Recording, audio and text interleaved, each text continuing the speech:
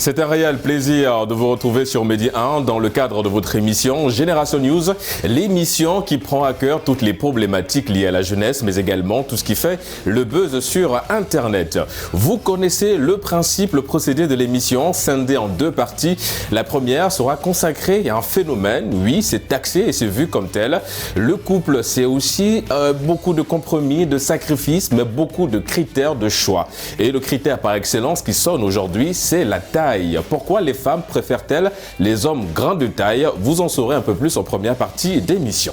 En deuxième partie d'émission, mes invités et moi, nous allons plancher sur une autre thématique liée à la beauté, l'appréciation. Est-ce qu'aujourd'hui, la beauté est-elle réelle ou simplement subjective? Des éléments de réponse en fin d'émission avec mes invités du jour. Il s'agit de Liven. Vous êtes étudiant en marketing et stratégie commerciale. Merci d'avoir répondu à l'invitation de Génération News. Bonjour, merci beaucoup Régis, c'était un plaisir. Plaisir partagé, je l'espère également pour Nora. Vous êtes étudiante en gestion des ressources humaines. Merci d'avoir répondu à l'invitation. Merci Régis, plaisir partagé. Et nous allons terminer cette phase de présentation avec Dominique. Vous êtes étudiante en marketing digital. Un plaisir évidemment de vous recevoir sur ce plateau de Génération News. Merci Régis pour l'invitation. Alors les amis, nous allons tout de suite mettre on va dire les pieds dans le plat. Nous allons plancher sur la première thématique liée évidemment à un phénomène. Je l'ai dit dans mon introduction, c'est vu comme tel aujourd'hui le fait que les femmes aujourd'hui apprécient, aiment les hommes grands de taille. Liven, vous êtes un homme et vous ne l'êtes pas, vous n'êtes pas grand de taille. Comment vous appréciez ce phénomène et comment justement derrière vous arrivez à vous transcender pour faire fi évidemment de ce critère par excellence chez les femmes?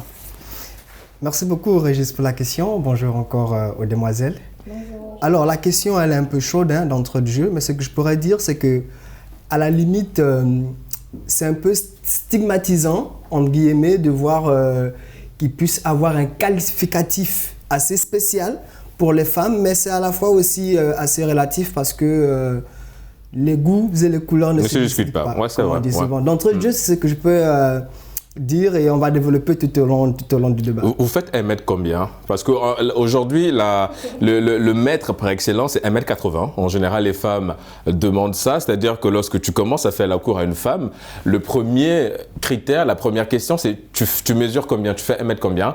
Et du coup, moi, je te le demande, tu fais 1 mètre combien? Mais Régis, si on commence comme ça, je suis disqualifié. Non, mais... Si on dit que c'est 1m80, je suis disqualifié. Partons du principe, dans ce cas, tu n'es pas dans le 1m80. Non, d'accord. On va dire la fourchette 1m65, si j'ai bon souvenir de mon... D'accord. Et du coup, comment tu vis ça? Je veux dire, c'est vrai, après c'est ta taille, tu n'y peux rien. Mais je veux dire, quand tu apprécies une femme et que derrière, le premier critère par excellence de choix que cette dernière veut de toi, c'est ce critère-là d'avoir le 1m80, tu te sens évidemment, comme tu as dit, c'est une forme de stigmatisation, tu te sens rejeté. Mais au-delà de ça, comment tu vis ça? Comment tu vis cette chose? Bon, loin de moi de faire une victime, Régis, c'est juste planter un peu le décor, dire que en réalité, c'est un élément. D'accord. Mais il peut exister, à ma foi, d'autres éléments qui peuvent jouer en ma faveur. Maintenant, tout dépend de comment on se sent et tout dépend de sur quel levier on veut pouvoir appuyer pour pouvoir changer la donne. Changer la donne, c'est le souhait de beaucoup d'hommes qui ne sont pas dans ce critère de choix. Dominique, vous êtes une femme. La question que j'ai envie de poser, elle sonne un peu dans le cadre privé, mais est-ce que vous faites partie de ces femmes qui préfèrent des hommes grands de taille? Si oui, pourquoi? Oui Régis, je fais partie de ce groupe de femmes qui aiment les hommes grands. Oui.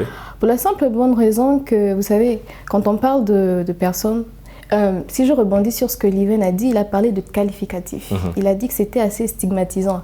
Mais vous savez qu'en tant que femme, il y a aussi des critères. Des hommes aussi parlent des femmes en termes de critères. Oui, mais sauf que c'est en fait ce qui est le constat de manière générale, ce critère justement qui est lié à la taille, c'est un critère qu'on ne retrouve que chez la femme. Les hommes n'ont pas ce problème en général de savoir si la femme elle est grande, si elle est petite. Ils ont évidemment d'autres critères de choix comme Liven l'a dit, mais le critère de la taille c'est beaucoup plus chez la femme qu'on retrouve ça. Déjà, je vous laisse terminer. Vous allez nous dire pourquoi vous préférez les hommes grands de taille. Pourquoi je préfère les hommes grands de taille? À cause du rapport de force. D'accord. Nous savons bien évidemment qu'en termes d'anatomie, la façon dont nous sommes constitués, nous considérons que l'homme est plus fort physiquement que la femme.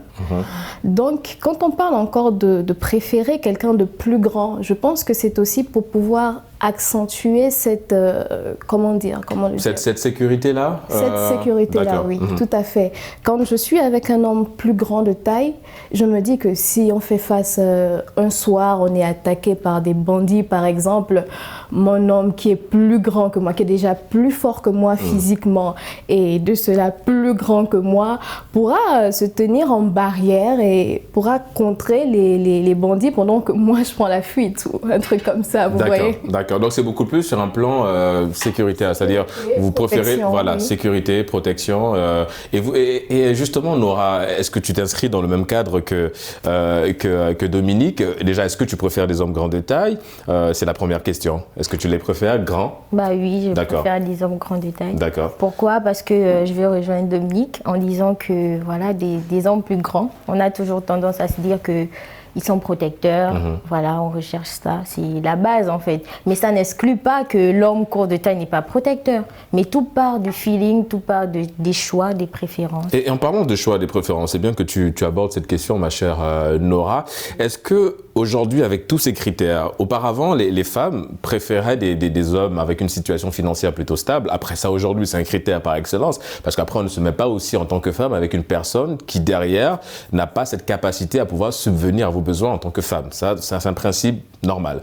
Ensuite, ces critères de choix ont évolué. Les femmes voulaient des hommes barbus, avec la barbe, parce que des hommes qui étaient imberbes, ils étaient automatiquement disqualifiés. Aujourd'hui, il y a un nouveau critère, parce que les femmes préfèrent des hommes grands de taille, de 1,80 m. Est-ce qu'avec tout ça, les femmes ne sont pas en train de vous n'êtes pas, parce que tu représentes évidemment ces femmes-là, vous n'êtes pas en train de vous mettre une pression au point de parfois passer à côté de l'essentiel? Parce que voulant être avec un homme grand de taille, parfois cet homme ne peut pas vous apporter des choses qu'une personne de petite taille peut vous apporter, par exemple. Est-ce que vous ne vous mettez pas beaucoup de pression, deux fois pour rien? Je dirais pas forcément, parce que d'abord déjà, des femmes aujourd'hui choisissent des hommes par rapport à elles-mêmes, par rapport à son style, par rapport à sa manière d'être en fait. Moi je trouve que c'est plus beau de voir un homme grand de taille marcher avec une courte fille. Et une courte fille, je vais prendre le cas pour moi parce que moi je suis pas très grande, je fais peut-être 1,50 m et tout. Donc du coup, marcher avec un homme qui est plus grand que moi, pour moi je me sens à l'aise. D'accord. Mais Nora, je comprends bien ta position, d'accord? En préparant l'émission, je discutais avec quelques dames et il y a un critère qui revenait, comme Régis l'a dit tout à l'heure, c'est-à-dire qu'on est en perpétuelle évolution, d'accord? En guillemets, en mutation. Donc la femme, nous les hommes, c'est comme si on déposait un CV pour un emploi, pour de l'embauche. Donc lorsqu'on dépose le CV, on a notre profil. Au-delà de notre profil, on appelle ça comment là, différentes expériences. D'accord? Moi, ce que je veux soulever, c'est que est-ce qu'aujourd'hui, seul le critère de la taille est un critère indispensable? C'est surtout ça, parce que est-ce que toi aujourd'hui tu te vois uniquement te mettre en couple avec quelqu'un qui est grand de taille parce qu'il n'est que grand de taille ou parce qu'il t'apporte quelque chose? Est-ce que ces choses, c'est pas très loin de la question que je posais tout à l'heure, est-ce que les choses de manière générale, c'est-à-dire l'attention, le respect, la communication, est-ce que ces choses-là tu ne peux pas retrouver ça chez une personne qui n'est pas dans le 1,80 m? C'est-à-dire que, est-ce que le 1,80 m est gage d'un amour durable aujourd'hui? Non, mais pas forcément. Comme je disais, tout part des critères, tout part de préférences, tout part des choix. Moi, je dis aujourd'hui que je me mets avec un homme qui est plus grand que moi, c'est mon choix. D'accord. Et je le préfère. Ça ne veut pas dire qu'un homme qui est en moyenne taille ne peut pas être protecteur, ne peut pas m'apporter beaucoup. D'accord. Le confort que tu cherches chez un homme, tu peux l'avoir évidemment chez un homme qui n'a pas le 1,80 m. Oui. D'accord. Dominique, je viens à toi. C'est vrai, comme on l'a dit, hein, le choix il est là, le critère il est là. Est-ce que c'est pas parce que quelque part on n'aime pas réellement la personne? Parce que quand on aime la personne, on ne met pas des critères d'après ce qu'on dit. Quand on aime... Quand on aime, on n'a pas de critères. Je veux dire, si tu aimes vraiment une personne, le critère de la taille, ça peut ne plus être un critère aujourd'hui. Parce qu'on a vu, il y a des couples qui aujourd'hui vivent très bien leur amour, qui ne sont pas dans ce complexe-là de dire je veux un homme grand de taille, je veux un homme ceci, je veux un homme cela. Bon, le sujet qui nous concerne aujourd'hui, c'est la taille, évidemment. Mais est-ce que justement ces critères ne sont pas un petit peu conditionnés par l'absence d'un réel amour envers la personne? Bon, vous savez, chacun de nous a des critères, plus ou moins superficiels. Et lorsqu'on parle de la taille, c'est vrai, beaucoup de femmes préfèrent les hommes grands de taille. Mais je pense, avant de se mettre en relation, je pense que ces critères, on débute avec des critères. Quand je me mets en relation avec la personne, je suppose que cette personne répond à mes critères. À part la taille, vous avez parlé de respect, vous avez parlé de sécurité, etc. Oui, la taille... les femmes préfèrent les hommes grands de taille parce que pour elles, la taille est gage de sécurité. Mais comme on l'a dit, quelqu'un qui est de taille moyenne, un homme qui est de taille moyenne peut aussi nous apporter cette sécurité. Donc oui, si je me retrouve avec un homme, parce que la base d'une relation pour moi c'est le respect. Voilà, c'est ça. Qui me respecte et qui ne fait pas les 2,10 m que j'aime. Oui, je suis capable de... vous allez loin quand même. 2,10 m, c'est quand même abusé. Ça, c'est des phénomènes de foire, là, le 2,10 m. Ouais. Donc, comme quoi, ceux qui sortent de l'ordinaire. Hein. Oui. Voilà, comme disait Dominique tout à l'heure, pardon, c'est le respect. Une fois que... Au fait, la taille, c'est juste un détail. Hein. C'est juste un détail. Oui, mais on a l'impression que c'est un détail par excellence, du coup, parce que beaucoup sont disqualifiés, beaucoup d'hommes, notre ami Liven sûrement, sont disqualifiés parce qu'ils n'ont pas ce 1m80. Hein. Ouais. Tu dois être macho, tu dois être à mon goût. D'accord. Voilà pourquoi j'ai parlé de préférence. Mais s'il y a un homme qui a des tailles moyennes, il me respecte et il a tout ce dont je recherche. Ça peut marcher. D'accord. Donc en fait, vous ne fermez pas la porte, évidemment, au fait que... Voilà, d'accord. Oui, mon cher Liven. Non, mais ce que je disais, Régis, c'est que on parle beaucoup de sécurité aujourd'hui. Quand j'entends Dominique parler, lorsque j'entends Nora parler, l'aspect sécuritaire revient. Mais moi, la question que j'ai envie de poser aujourd'hui, c'est que l'homme de petite taille ou de moyenne taille, l'homme de grande taille, de quelle sécurité parle-t-on exactement? Parce que si on rentre dans le cadre familial, dans le cadre de la famille, là où on doit construire une vie, on doit construire une famille. Je l'ai découpé, Liven. Non, laisse-moi le bout de ma pensée. Je l'ai dit tout à l'heure que ça n'exclut pas les hommes de moyenne taille d'être protecteurs. On n'a pas mis une croix dessus. Mais la sécurité dont vous faites allusion, c'est purement physique. Parce que. Mais Dominique l'a expliqué en disant que voilà, c'est dans une situation. Voilà, c'est beaucoup plus. C'est là où je vais arriver. Voilà, cette sécurité physique. Oui. C'est-à-dire que cette sécurité-là qu'on recherche, est-ce que c'est dont c'est. Comment je vais m'exprimer? Est-ce qu'on a vraiment besoin de cette sécurité-là lorsque nous sommes dans un cadre familial, lorsqu'on s'apprête à construire une vie avec des enfants et on a besoin. Par contre, à mon humble avis, d'une sécurité à long terme, avec quelqu'un qui puisse s'occuper de nous, de nos enfants et de la grande famille en général, que d'avoir un homme, à ma foi, grand comme Samson. Je n'ai pas dit que Samson ne s'occupait pas de la famille, mais comprenez le parallèle. Mais parce que ce qu'il dit, c'est très intéressant ce qu'il dit.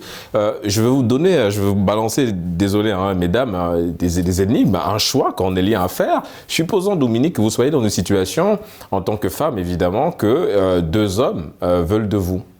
Et qu'il y a un qui est grand de taille, qui n'a pas d'emploi, qui n'a aucune sécurité financière, mais il est grand de taille, beau, et tout ce qui va avec.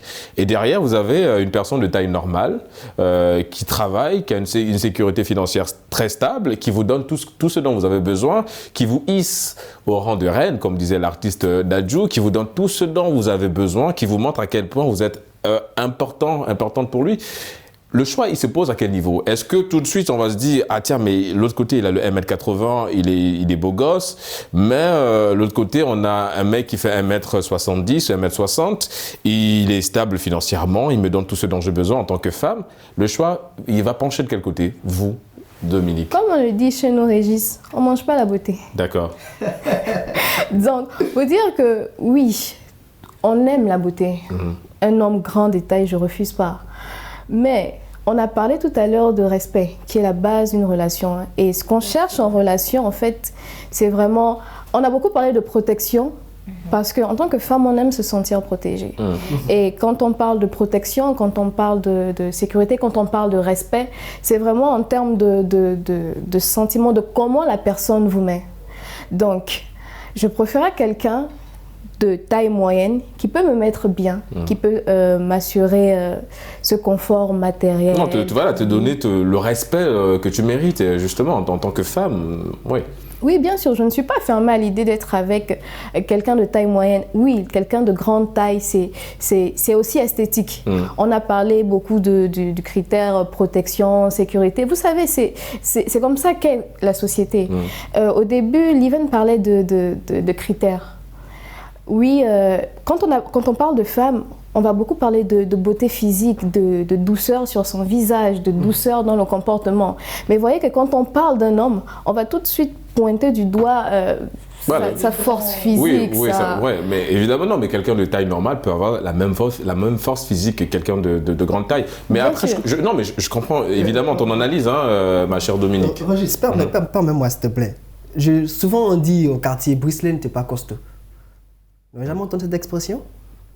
Bruce Lee n'était pas costaud, il n'était pas... C'est une manière de dire que c'est vrai, un homme grand, robuste, d'accord, peut... Ne pas avoir de force, c'est ça? Non, il peut traduire la force comme il peut ne pas avoir de force dans la mesure où l'aspect sécuritaire, pour moi, qui compte, c'est pas tant l'aspect sécuritaire du dehors, c'est-à-dire que c'est pas tant l'homme qui est capable d'aller se battre, mais c'est beaucoup plus la sécurité dans la sénérité de la famille, du couple, dans le sens où la femme ne manque de rien. S'il y a des enfants, ils sont censés ne rien manquer. C'est beaucoup plus cette sécurité-là dont notre amie Liven fait allusion. Je reviens à notre point souligné par Dominique tout à l'heure. Nora, elle parlait de la société. Je crois que tu l'as utilisé aussi dans ton argumentaire. Est-ce que justement, les femmes, vous n'êtes pas un peu victimes de ça, de la société, de cet effet de mode? Parfois, les femmes, vous êtes beaucoup plus... Alors, je ne suis pas sexiste, c'est un constat qui a été fait et qu'on peut regarder un peu partout. Il y a beaucoup de paraître. C'est-à-dire que Dominique a un petit ami qui est grand détail. Nora se dira, ah tiens, mais ce serait bien aussi que j'ai un petit ami de grand détail. Donc, cette influence un peu de la société, est-ce que vous n'êtes pas quelque part victime de ça aussi? Parce que le bonheur, on peut le trouver, vous l'avez souligné encore sur ce plateau, ailleurs, c'est une personne de moyenne taille, de taille normale. Non, est-ce que vous n'êtes pas influencé justement simplement par la société? Je dirais oui pour certaines femmes. Oui, pour certaines femmes. Elles se sentent influencées par la taille d'un homme, d'une amie, ça peut, je sais pas. Non, mais c'est surtout parce que Dominique a dit que, évidemment, le fait que certaines femmes préfèrent des hommes grands de taille, c'est esthétique. Donc il y a de l'esthétique, il y a de la beauté à l'intérieur. Je trouve ça beau. Moi, je trouve ça beau déjà parce que je suis courte. D'accord. Voilà. Au fait, c'est là où je me mets, en fait, parce que moi, je suis courte. Déjà, mais je n'exclus pas que, d'autre part, je peux trouver quelqu'un de bien, de moyenne taille. Mais moi, mes préférences... D'accord. En fait, du genre... Enfin, si je comprends bien ce que vous dites, mesdames, je vais essayer de paraphraser ce que vous dites. Ce que vous préférez, évidemment, en tant que femme, vous avez des critères de choix. Et ces critères de choix, c'est le 1m80 ou plus, parce que Dominique, elle a 2 mètres. 2 mètres. Elle a 2 mètres, Dominique. Mais vous n'excluez pas le fait de vous mettre en couple avec une personne de taille normale, à condition que cette personne soit un peu plus grande que vous. D'accord, d'accord. Ok. On va revenir sur un autre point, Dominique. Je m'adresse à toi avant de venir à toi, évidemment, Liven. C'est sur la génétique. Alors, en préparant cette émission, j'ai eu à découvrir, à travers un sondage que j'ai eu à faire, évidemment, je me suis adressé à certaines femmes. Beaucoup de femmes, au-delà du côté esthétique, au-delà du côté sécuritaire, les femmes préfèrent des hommes grands de taille pour l'avenir génétique. C'est-à-dire que pour les enfants, on n'aimerait pas avoir des enfants avec le 1m40, quoique ça peut arriver, mais pour beaucoup, elles préfèrent être avec des hommes grands de taille pour assurer la génétique derrière. Est-ce que vous êtes dans cette optique aussi, ma chère Dominique, premièrement, et deuxièmement, est-ce que vous comprenez déjà un petit peu le combat, j'ai envie de dire, mené par ces femmes-là qui préfèrent des hommes grands de taille pour assurer l'avenir génétique? Je commencerai par la deuxième question. D'accord. Oui, je comprends totalement le combat. Étant personne de taille moyenne, de petite taille, à vrai dire, c'est pas très facile au quotidien, surtout quand tu veux récupérer quelque chose sur le frigidaire et tu vois que tu n'arrives pas à l'atteindre. D'accord. Des personnes grandes de taille sont portées vers plusieurs domaines. L'esthétisme, par exemple, la mode. Je voulais rebondir sur ce que Nora a dit quand elle parlait d'esthétique. Ce n'est pas juste les femmes qui trouvent les hommes grands de taille beau.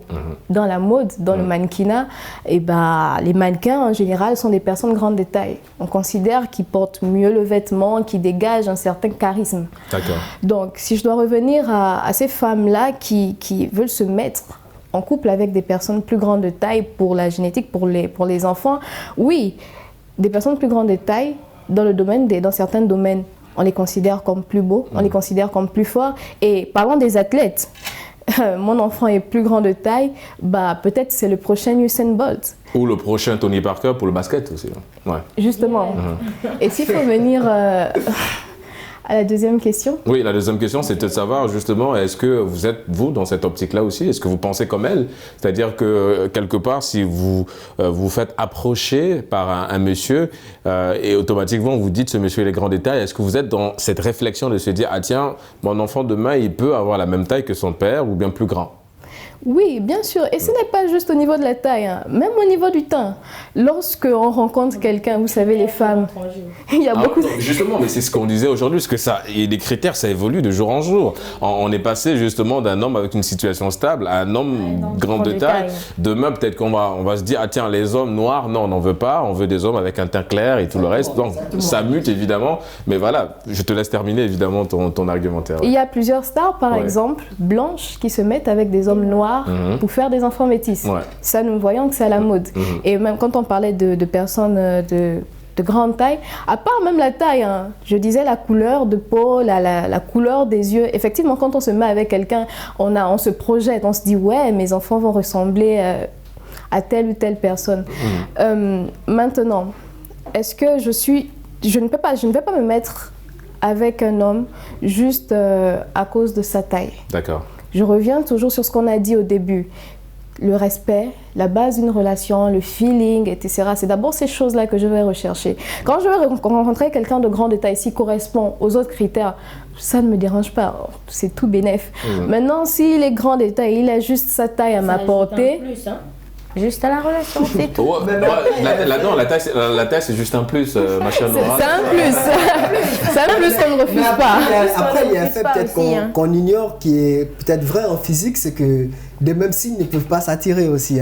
Wow, non, mais je pense que là, sur le coup, la physique n'a pas lieu d'être. Je pense qu'on peut écarter cette hypothèse de physique. Liven, je reste avec toi. C'est vrai que nos chères dames sur ce plateau de Génération News ont vraiment développé les raisons qui poussent certaines femmes à aimer des hommes, à préférer, j'ai envie de dire, des hommes grands de taille. Alors, l'inverse, on l'a souligné sur ce plateau, c'est un peu, j'ai envie de dire, inexistant. C'est-à-dire que les hommes ne sont pas forcément dans ce critère de se dire je veux une femme grande de taille ou une femme petite de taille. Ils sont beaucoup plus portés vers le choix de la personne en elle-même, grande, petite, grosse, mince. En général, on fait fi de ça. Quoique sur la grosseur, c'est encore un autre sujet. On peut en débattre. On pourra en débattre un autre jour. Mais est-ce que toi, en tant qu'homme, Liven, qui n'est pas grand de taille, qui n'a pas le 1m80, est-ce qu'aujourd'hui, tu te verrais, toi, aller vers une femme plus grande que toi, ou tu te dis simplement autant avoir une femme avec le même niveau de taille que moi? Honnêtement, Régis, je n'ai pas à la fois un complexe d'infériorité ou bien un complexe de supériorité. D'accord. C'est-à-dire que grande ou pas grande, malheureusement, je préfère garder le mot pour moi. Mais ce que je veux dire, c'est que souvent, par constat, on remarque que l'homme, je ne vais pas dire que la femme, elle est plongée, mais on remarque que l'homme, vous allez écouter des hommes qui vont vous dire, si je fais l'enfant avec cette fille, je l'épouse. Vous voyez? C'est-à-dire qu'on est un peu plus projeté. D'accord? Dans l'analyse que je fais, c'est que l'homme... Et vous pensez que Dominique ne l'est pas quand elle décide d'avoir un homme grand de taille? Bon, après, chacun défend sa cathédrale. D'accord. Mais ce que moi, je dis, c'est que mon positionnement, il est clair. Grande, petite, grosse, mince, tout dépend de... Je vais prêter l'expression de Nora tout à l'heure. Tout dépend du feeling. Pour ça, on est d'accord. C'est-à-dire que si ça match, ça match. Ça ne match pas, ça ne match pas. Mais ce qui est dangereux dans ça, et je vais revenir, si tu me permets, Régis, sur la préférence des femmes, et tu as parlé tout à l'heure d'être victime de la société, ça c'est vrai. Je vais chuter par là. Ça c'est vrai. C'est pourquoi? Parce Vous pensez que ces femmes aujourd'hui sont victimes de la société, de tout ce qu'on voit sur la télé, tout ce qu'on voit, justement parce que c'est aussi ça derrière. Je vais dire tout ce qu'on voit sur les médias, sur les réseaux sociaux, où en fait on nous dit qu'un homme déjà l'homme idéal décrit comme tel par les réseaux sociaux et par les médias, c'est un homme grand de taille, c'est un homme musclé, c'est un homme physique. Exactement. Du coup, on a l'impression que peut-être que les femmes, vous êtes un peu victimes de ça et toi, tu partages cet avis, elles le sont, selon toi. Oui.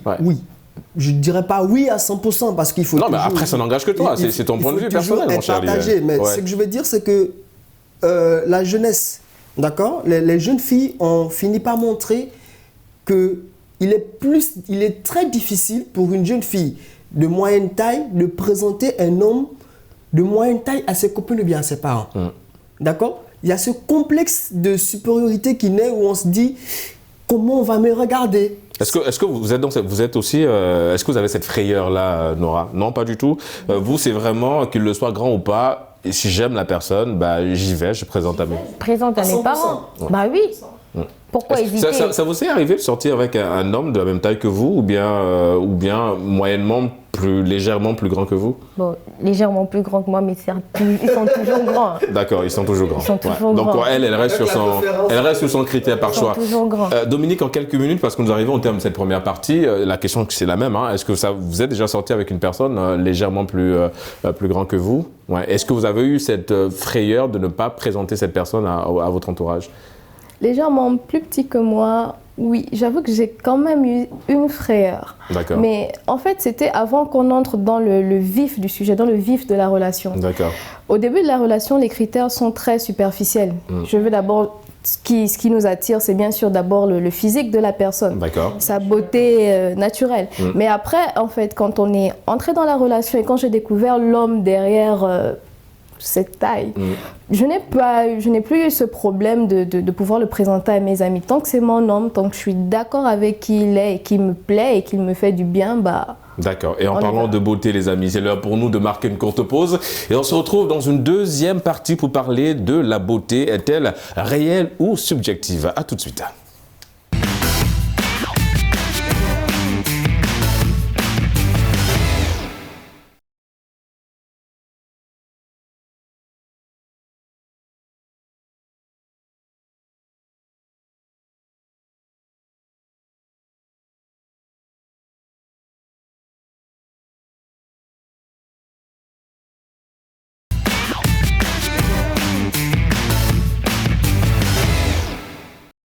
De retour sur le plateau de Génération News pour la deuxième et dernière partie d'émission. Nous allons, les amis, nous intéresser sur une thématique pas très loin de la première. On parlera de la beauté. Dominique, Oscar Wilde disait, je cite, « La beauté se trouve dans l'œil de celui qui regarde ». Est-ce qu'aujourd'hui, vous partagez cette assertion ou bien derrière, la beauté, elle est subjective selon vous? Pour ma part, la beauté est subjective. C'est vraiment quelque chose qui appartient à l'individu. Nora, avec moi sur le plateau, on s'est mis d'accord que nous aimons les hommes grands. Mais si on se place devant un certain groupe d'hommes, elle va les apprécier plus ou moins à différentes échelles que moi. Un garçon que je dirais, le gars, lui, c'est un 10 pour moi, elle peut le trouver 5. Et je dirais par la suite que la beauté pour moi, c'est vraiment en termes de sens, de goût, de ce que ça évoque en moi, de ce que ça provoque en moi. Pour moi, une belle personne, par exemple, ce n'est pas juste des traits fins ou un corps athlétique, mais c'est aussi, comme on l'a vu dans notre précédente thématique, quelqu'un qui me ferait me sentir bien. Pour moi, c'est ça la beauté. D'accord. C'est vrai qu'il y a ce côté un peu subjectif, mais parlons d'art, par exemple. Est-ce qu'à un moment donné, on ne peut pas avoir un point où la beauté est réelle? Si on parle, par exemple, d'un tableau, le fait que vous venez tout de suite apprécier un tableau, ou bien un enfant, vous trouvez un enfant joli, mignonne, la petite fille, est-ce que quelque part aussi dans certains mouvements, certains secteurs, la beauté ne peut pas être réelle, tout simplement réelle, au point où il n'y a pas besoin de cette subjectivité-là, Nora? Moi, je dirais pas forcément, parce que ce que l'autre apprécie, je peux ne pas l'apprécier. Donc vous pensez qu'il n'y a pas de beauté réelle, universelle à tout le monde, au point d'apprécier la même chose? Tous, on est d'accord que ce point est joli, cette robe, elle est belle, et il n'y a pas ce côté réel-là? Elle peut être universelle, mais au-delà de dire qu'elle est réelle, mais je dirais non. D'accord. Okay. Et comment vous appréciez la beauté? Je veux dire, à quel moment vous trouvez que cette chose est belle? Quels sont les critères? C'est-à-dire que quand vous sortez et que vous l'achetez une robe, par exemple, comment vous définissez, vous, votre beauté par rapport à cette robe? Alors, je vais définir la beauté par rapport à cette robe. Je vais prendre les mots de Dominique. Elle a parlé de goût. Ouais. Moi, je dirais que si la robe, elle me va, c'est à mon goût. Seulement le goût, oui, mais qu'est-ce que ça implique dans le goût? Qu'est-ce qu'on retrouve dans ce goût? Est-ce que c'est la couleur? Est-ce que c'est la taille? La couleur me va, la taille, ça me va. En tout cas, tous ces petits critères qui rentrent en jeu avec mon corps. Parce que quand je vais la mettre, je dois me sentir à l'aise là-dedans. D'accord. Et je dois me trouver déjà belle. Ouais. Donc, c'est un peu ça. D'accord. C'est une robe qui doit apporter un plus à ta beauté déjà. D'accord, ok. Revenons sur le côté réel, mon cher Liven. On parle d'une beauté, beaucoup trouvent qu'elle est abstraite, la beauté, que c'est selon, comme on dit, elle se trouve dans l'œil de celui qui regarde. Est-ce que cette subjectivité, justement, mon cher Liven, ne tue pas aussi quelque part la beauté de la beauté? J'ai envie de dire ça ainsi. Bon, Régis, la manière dont la question elle est posée, elle fait un peu réfléchir. D'accord? Ça nous amène un peu d'un point de vue philosophique avec des grands auteurs tels que Platon et Kant, ou bien Oscar Wilde. Lorsqu'on lit un peu Platon, il nous amène à la beauté universelle. D'accord? Il veut nous amener à comprendre qu'il peut y avoir une beauté en guillemets collective. Ouais. C'est-à-dire qu'on peut à la fois reconnaître, nous sommes par exemple 4 sur le plateau, on peut arriver à un niveau où tous les 4 nous sommes d'accord que telle chose ou telle chose est belle. On est d'accord que Rihanna c'est une belle femme. On est d'accord sur... Voilà, c'est ce point de vue-là qui nous amène à la beauté universelle. Universelle et réelle. Ce que moi j'appelle la beauté collective. C'est une belle femme, tu as soulevé le point de Rihanna. C'est une belle femme, mais il y a plus belle qu'elle. Oui, justement quand... Oui, voilà. En fait, c'est juste le fait... Mais c'est le côté subjectif. Voilà, mais quand tu parles de beauté universelle, tu fais allusion à quoi? Bon, par exemple... on a les tableaux de Picasso qui ne sont pas très loin de là, d'accord? Même si les goûts et les couleurs ne se discutent pas, on est bien d'accord sur ce point de vue. Mais si on suit un peu la logique de Platon, d'accord? Si on suit un peu cette logique-là, on peut arriver à un niveau là où nous 4, comme je disais tantôt, on puisse être d'accord sur un élément. Mais ça ne veut pas dire que cette beauté-là, elle est véritablement réelle. D'accord? Parce que les travaux de Platon montrent une limite avec ceux d'Emmanuel Kant, qui ici vient nous faire comprendre que la beauté, en fait, appartient à chacun. D'accord? Donc, on est presque d'accord sur un fait, c'est que la beauté, elle est plus ou moins subjective. D'accord. D'accord? Donc, on s'écarte un peu du côté réel. On s'écarte un peu du côté réel. Parce que je peux poser la question à tout un chacun ici, donnez-moi les critères de la beauté. C'est plus un concept, mais on ne peut pas définir exactement les critères de la beauté. Est-ce que physiquement on peut le faire? Je veux dire, est-ce que physiquement on peut apprécier une personne? Parce que, en parlant de beauté physique, parce que comme on l'a dit, c'est un peu général, mais là nous allons un peu contextualiser la chose. En parlant de beauté physique, comme notre ami Liven parlait, Dominique, est-ce qu'on peut définir, est-ce qu'on peut quantifier la beauté d'une femme? Quantifier, c'est peut-être une manière de parler, mais est-ce qu'on peut dire d'une autre femme qu'elle est très belle parce qu'elle a ceci, parce qu'elle a cela, parce qu'elle a cela, elle a cela? Est-ce qu'on peut aller dans ce sens-là pour justement apporter le caractère réel d'une beauté? Waouh! C'est un thème, le thème est vaste. Oui. Le thème est vaste, nous le savons. Comment le dire? Nous sommes au Sénégal et moi je suis gabonaise. D'accord. Au niveau des critères de beauté au Sénégal et au Gabon, une femme qu'on considère belle au Gabon n'est pas forcément une femme qui serait belle au Sénégal ou ailleurs, tout simplement. Ailleurs. Donc, au niveau d'une société, on peut arriver à qualifier, à dire qu'une femme est belle, par exemple. Au niveau du Sénégal, quand on regarde les femmes, elles sont élancées, elles sont noires. C'est la majorité que l'on croise, en fait, quand nous nous baladons dans les rues de Dakar. D'accord. Donc, est-ce que ces femmes sont belles? Oui, parce qu'elles représentent pour moi un idéal. Elle représente pour moi ce qu'il y a en fait au niveau du Sénégal, comment les femmes sénégalaises sont constituées. Donc, on peut se mettre d'accord sur le fait que oui, cette personne est belle. Tout un groupe peut qualifier cette personne comme étant belle. D'accord. Oui, un peu partagé, Liven? Bon, un peu partagé, oui. En fait, ce que je veux retenir ici chez Dominique, c'est-à-dire que la beauté a son côté culturel. D'accord? C'est-à-dire que ça peut varier d'un endroit à un autre. Je prends le style vestimentaire, par exemple, lorsqu'on se retrouve ici au Sénégal ou bien en Afrique de l'Ouest, ils ont un peu de boubou, etc. etc. Lorsqu'on se retrouve dans par exemple en Europe, c'est un autre style vestimentaire. Ouais. Vous voyez? Donc, chacun peut apprécier la beauté en fonction de sa culture. Par exemple, en négociation, souvent, on dit que les couleurs de la négociation, souvent, c'est le gris, c'est le bleu pur. Et vous voyez, vous pouvez avoir deux chefs d'État qui se rencontrent. Je ne veux pas citer les noms. Par exemple, un chef d'État de l'Afrique de l'Ouest et par exemple, le chef d'État français, vous allez voir que s'ils sont toujours en négociation, les deux auront deux styles contraires. Mais chacun, en fonction de sa culture, va apprécier. En Europe, on va par exemple dire que Emmanuel Macron a bien fait de s'habiller comme ça. Vous voyez?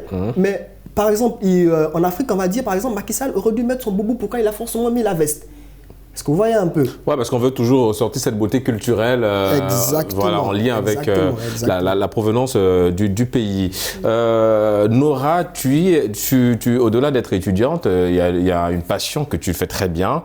Tu es maquilleuse, tu nous as laissé entendre que tu es maquilleuse. Est-ce que pour toi, parce que quand on parle de make-up, le make-up aujourd'hui c'est un autre phénomène on parle de contouring où on change complètement le visage de la personne. Est-ce que le make-up est venu un petit peu tuer justement le côté réel de la beauté, parce que il y a une différence entre une femme belle et une femme jolie. C'est-à-dire une femme, on dit d'une femme qu'elle est belle quand elle est née avec cette beauté. C'est-à-dire justement, d'où la définition, les beautés, on peut trouver qu'elle a un joli visage, elle a un joli nez, elle a une belle bouche, elle a des jolis yeux. Elle est née avec cette beauté, d'où on parle de beauté innée. Elle est très belle. Ensuite, la différence avec la femme jolie, c'est qu'une femme peut ne pas être belle, mais elle peut être jolie si elle rajoute justement tout ce qui est artificiel, les boucles d'oreilles, le rouge à lèvres. Là, elle devient jolie. Mais est-ce que le make-up que vous pratiquez, ma chère Nora, n'est pas un petit peu venu tuer le côté joli, le caractère beau, le caractère réel de la beauté, tout simplement? Ou c'est venu, quelque part, amplifier la beauté? Je dirais d'un côté, oui, ça vient tuer d'abord la beauté de la femme parce que la femme, elle est belle quand elle est naturelle. Maintenant, le côté maquillage, c'est juste... je sais même pas quoi dire. Ouais. C'est juste pour, on va dire, joliver la chose en fait. D'accord. Joliver la femme. Ouais. Donc du coup, y a certaines femmes qui aiment se maquiller, d'autres qui n'aiment pas. D'autres qui se trouvent très belles sans maquillage. Oui, parce qu'une femme, elle peut être belle, mais si elle rajoute du make-up, elle ne le devient plus. D'où le côté un peu, voilà, le côté un peu subjectif de cette beauté-là. On n'est pas, on se retrouve parfois à ne pas apprécier la même chose. Donc du coup, vous préférez quoi? Une belle femme ne doit pas se maquiller, ne doit pas tuer ce côté réel de la beauté? Une belle femme, c'est celle qui reste naturelle. D'accord. Elle ne doit pas tuer ce côté de la beauté. Elle est belle celle-là, il faut la noter. Hein. Une belle femme, c'est celle-là qui décide de rester naturelle. Dixit Nora. On revient sur le caractère subjectif, évidemment, Dominique. On est libre de ne pas apprécier tout ce que les autres peuvent apprécier, effectivement. Mais est-ce que ce caractère aussi subjectif apporte un équilibre dans le monde de manière générale? Parce que comme on dit, les goûts et les couleurs ne se disputent pas, c'est vrai. Mais est-ce que le caractère subjectif, parfois, ne nous trompe pas aussi? Ou bien c'est bénéfique parce que ça apporte la forme d'équilibre? Oui, ça apporte une forme d'équilibre. Parce que si on doit parler de la mode est un peu cette instance-là qui dit ça c'est joli, ça ne l'est pas. Et sérieux, quand je regarde certains défilés de mode, je vois les créations de certains... c'est surtout là, voilà, d'où le côté réel même, d'où l'importance de cette thématique. Parce que évidemment, quand on voit des créateurs de mode, loin de vouloir tirer à boulet rouge sur ces métiers très nobles, qui est de la mode et la couture, la création, mais parfois on se demande, mais ça vient d'où en fait la jupe et le boubou? Parce qu'on se dit, mais non, mais c'est pas très joli. Comment les gens arrivent à vendre des choses qui ne sont pas très jolies? Ils arrivent à aimer ça. Voilà, c'est surtout ça la question. Il y a la notion de rareté aussi qui vient expliquer un peu la chose. Parce que souvent, ces créations-là, ce ne sont pas des créations qu'on pouvait rencontrer tout le temps. Vous voyez? Donc, plus c'est rare, plus c'est l'œuvre de l'esprit qui fait ressortir, on va dire, qui matérialise dans une forme physique. Vous voyez, l'évasion, en guillemets, spirituelle, donc l'inspiration de la personne qui va traduire, en guillemets, une beauté. Mais cette beauté, en mon sens, parce que même dans un défilé de mode, tout le monde n'est pas d'accord. Tout le monde n'est pas d'accord. Peu importe la création. Je dirais que la beauté aussi vise, comme tu as parlé de rareté, tu vois. Ouais. Pour certaines personnes, pour elles, quand elles portent un vêtement rare, pour elle trouve ça beau. En fait. Vu que tu ne trouves pas ça, avec plusieurs personnes, tu vas marcher dans la rue, tu vas te retrouver, tu es la seule avec. Oui, mais est-ce que cette beauté aujourd'hui, Dominique, ne nous pousse pas aussi un peu dans l'extravagance, dans même le rejet de l'autre quelque part? Parce que on a souvent, pour rester dans ton exemple, ma chère Nora, il y a des femmes qui s'habillent pour narguer d'autres, pour dire, écoutez, j'ai un style de vie ou bien des vêtements que vous n'avez pas. Donc on a l'impression aussi que la beauté, c'est aussi, on va dire, un facteur d'exclusion sociale. Est-ce que vous êtes dans cette logique-là? Que la beauté soit un facteur d'exclusion sociale. Ou c'est trop lourd à porter, ou vous pensez... Non, parce qu'on a l'impression que plus je m'habille bien, plus, écoute, je montre aux autres. Voilà, on attire le regard vers nous. Il y a un côté un peu narcissique aussi derrière. Mais bien évidemment, bien évidemment. Oui, mais est-ce que quelque part, justement, ce côté narcissique ne nous pousse pas à, quelque part, à exclure les autres aussi voilà. Il y a un animal qu'on trouve beau, le paon.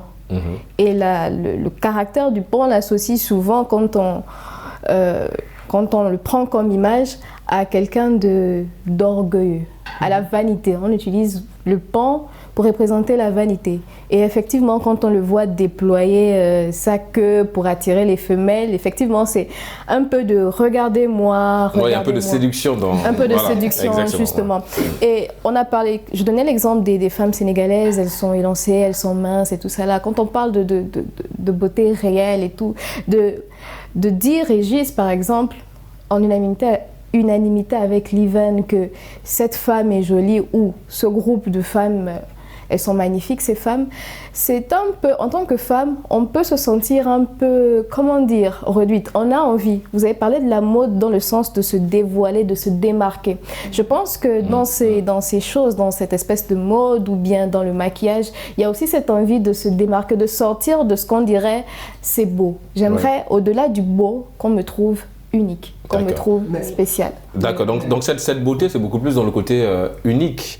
Mais je viens à toi, mon cher Liven. Dominique, je reste avec toi, pardon. Est-ce que le côté justement unique définit quelque part la beauté, cette beauté réelle dont tu fais allusion? Oui, bien sûr. D'où cette envie pour les femmes voilà pourquoi la mode se réinvente. Voilà pourquoi le maquillage se réinvente. Parce qu'on veut toujours apporter quelque chose de différent. Vous savez, la beauté, c'est pas quelque chose de figé. On a parlé de rareté. Aujourd'hui, si je reviens encore dans le monde du mannequinat, les mannequins qui attirent l'œil, qui attirent le regard, ce sont celles-là qui sortent des sentiers battus. Aujourd'hui, on va regarder un mannequin qui souffre du vitiligo. Ouais.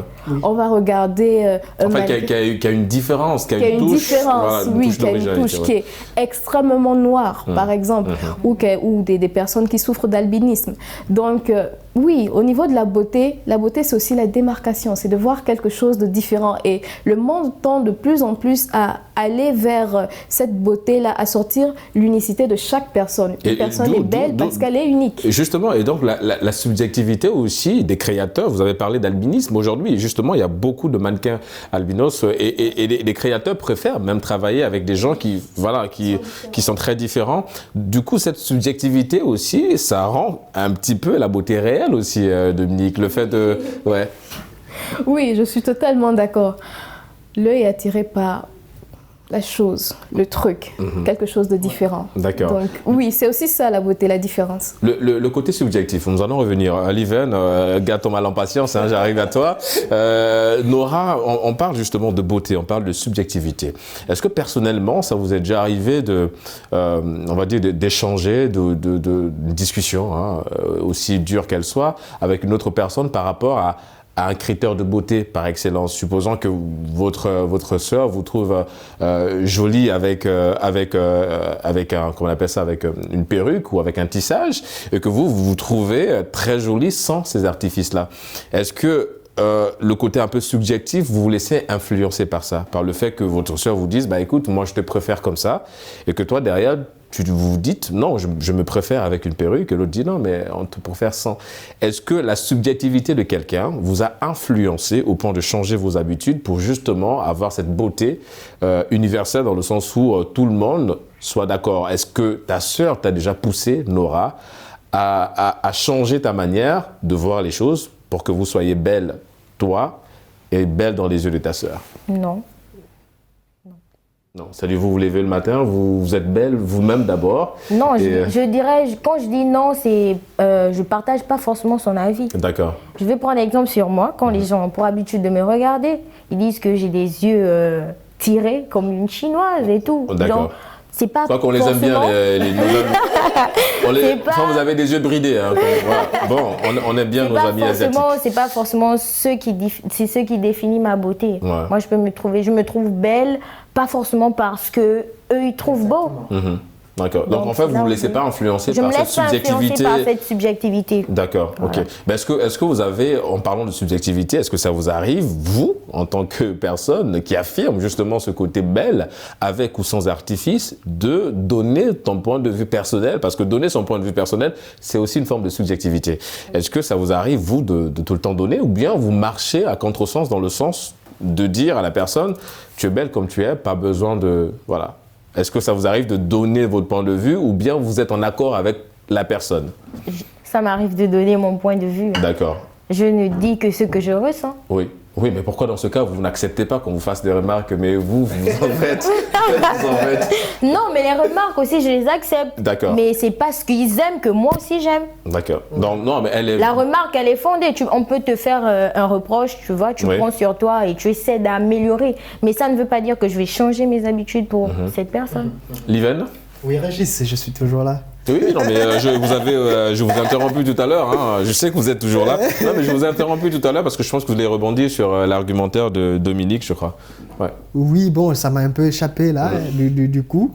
En fait, je voulais plus revenir sur la notion de rareté. D'accord. Qui fait un parallèle avec l'unicité. En fait, quand quelque chose est unique, j'avais un ami, je crois, en première année d'université. Il était, il était albinos. D'accord. Et du coup, il était souvent un peu écarté.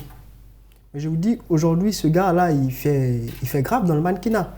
Pourquoi? Parce qu'après, il y a ceux-là qui arrivent à identifier ce qui est unique, ce qui est rare. Et ils font de cette rareté-là un bon produit. Du coup, si je m'attache à notre thématique du jour, mon cher Liven, la question c'est, en fait, on se rend compte que les deux sont plutôt complémentaires. S'il fallait donner une réponse à cette problématique, est-ce qu'elle est réelle ou elle est subjective? Je pense qu'on a peut-être besoin d'un peu de subjectivité pour rendre la beauté réelle.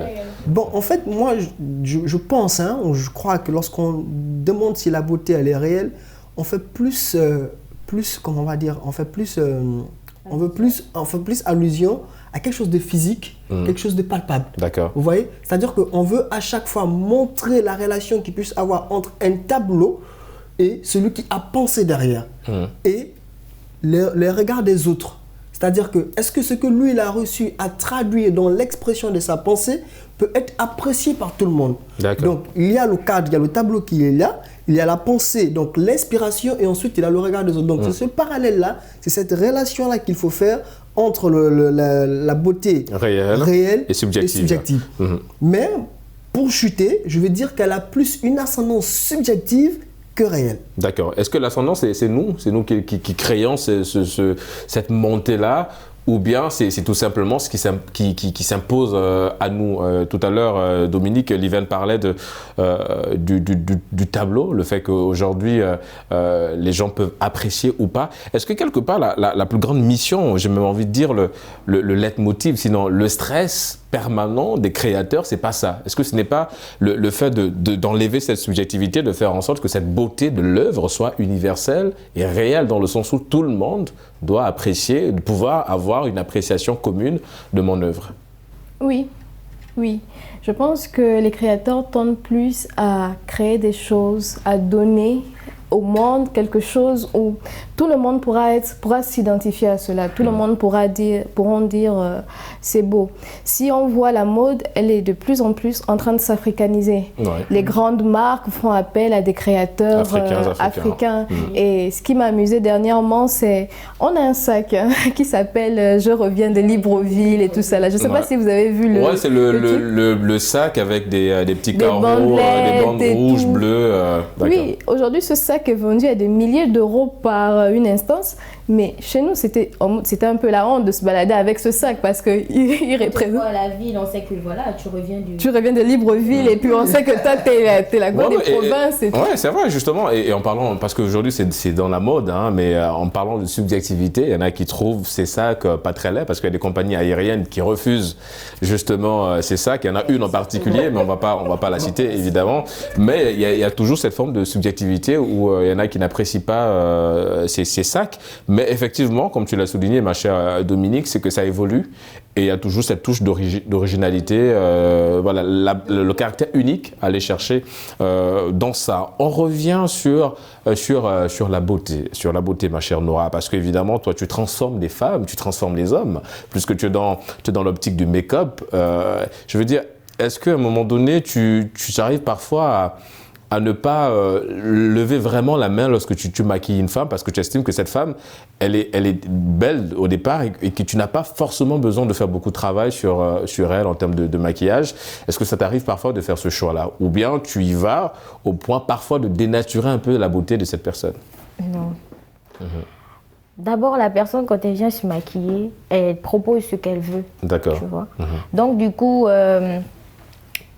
le maquillage, je vais prendre des exemples sur des fonds de teint. D'accord. La personne, elle est noire. Oui, parce qu'il faut chercher la teinte idéale. Voilà, il faut chercher la teinte idéale pour mettre sur la personne. Mais donc, voilà, au-delà de la personne et ce qu'elle a demandé, je ne veux pas aller...